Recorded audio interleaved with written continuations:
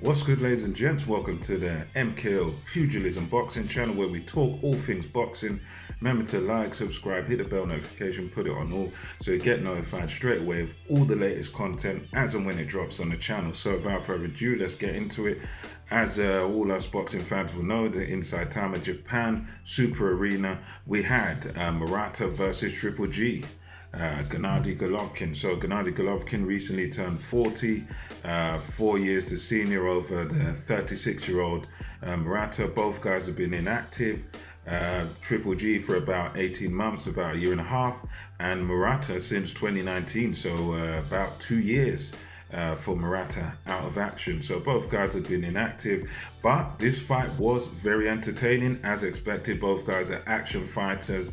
Both guys like to stick it on people. They like to fight on the front foot. They like to be aggressive, punches in bunches. So this was definitely, for me, it lived up to what my expectations were, definitely. And from the word go, Murata was very assertive, he was aggressive, he was putting combinations together on Triple G.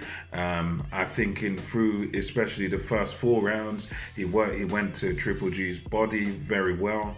And it was like Rock'em Sock'em Robots from back in the 70s where, you hit me, I hit you. It was a lot of back and forth with these guys. I found that Murata definitely had his success within those sort of first 4 to 5 rounds. He was successful. There were times where it looked like he kind of at least sort of stumbled Triple G or may have done a bit of damage, may have hurt him a little bit.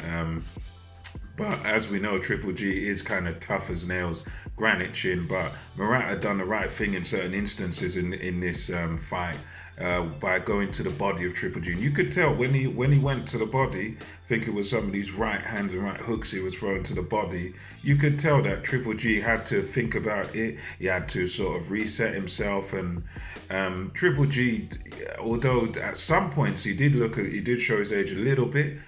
He showed that championship mentality and that sort of class that he has as a fighter by sort of adjusting to it. Because in those early going, Triple G, as much as we call him a come forward fighter, he's also got a very good jab and very good sort of boxing IQ. So Triple G used a lot of movement in the first couple of rounds. He sort of found his feet, got used to the pace and sort of established his rhythm. And I would say that Triple G, although he got bothered by a few shots in the early going, he became stronger as the fight went on. So he lost definitely some of these early rounds. He was on his bike a little bit, moving, jabbing, and just staying in the fight, landing his own shots. But you could see Murata is really hyped up and, really getting a bit of success in those early rounds. But then Triple G sort of just began to take over. As we got into the 6th, we got towards the middle of the fight, Triple G really started to come into his own.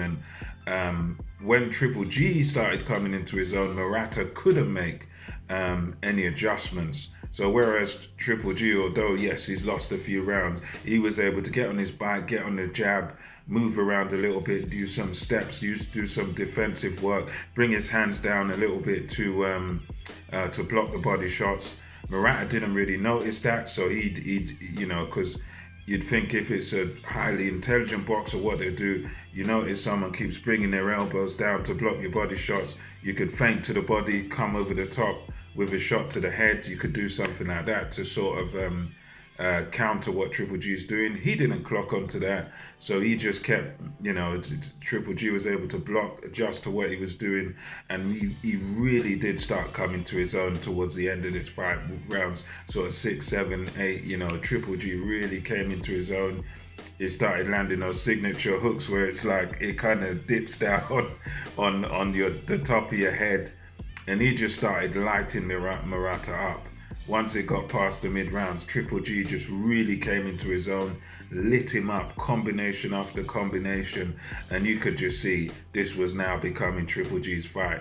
You could see now that, all right, Murata, you had your fun, you had your little time in the beginning of the fight, now I'm coming to take over. It was your fight a little bit in the beginning, but now Triple G got stronger. Murata didn't ever really move his head. That was another fought with him that, he could have done. He could have tried to move his head out the way, to look at the tucking of the thing, try and come over, but he didn't really move his head. He didn't make any adjustments. He was just there taking a punishment off of Triple G. And as anyone will know, the last thing that goes with a fighter is the punch. And Triple G still has that devastating, thudding power. And he even done a bit of mixing up to Triple G, even done a few soft ones, and then bang, he comes over with a hard one. And he wore him down. And eventually Murata just got sparked in the ninth round with a shot that basically almost spun him around. Powerful, I think it was like a right hook, just bang, and Murata just kind of spun, and you could just tell he was out of it. The corner was ready to pull him out, throw the towel in and everything. And yeah, overall, it was a good performance by Triple G. I think there's definitely vulnerability there with Triple G. It definitely showed some vulnerabilities that a fighter better than Murata could definitely exploit. So I think he called out Canelo after this fight. I think it would still be a good fight, still be entertaining, but I reckon right now you couldn't bet against Canelo in that fight. And I think with Canelo being the younger man, the fresher man, and Canelo still, to some degree, still developing and still getting better. I think Canelo could win that fight, and he might even become the first man to stop Triple G if that fight happens.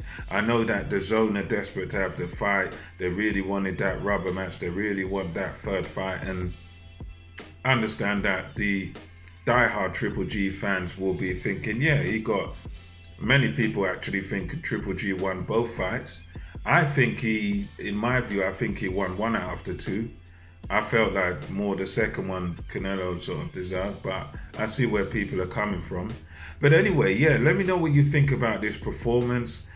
Do you want to see the rubber match between Canelo and Triple G, or like me, would you rather just see Canelo against one of the light heavyweights like the Beterbiev versus Joe Smith Jr. win? I think I'd rather kind of see that, and I'd rather see Triple G's done enough. I'd rather just see him retire. Maybe have one more fight to say farewell and retire. But the Canelo one, it appeals to me in the sense it will be all action. It will still be entertaining, still be good no matter what happens. But I just feel that Canelo's the man now. Canelo beats him now and everything. So I'm not really that interested. But let me know your thoughts. And until next time, it's MKO Pugilism over and out.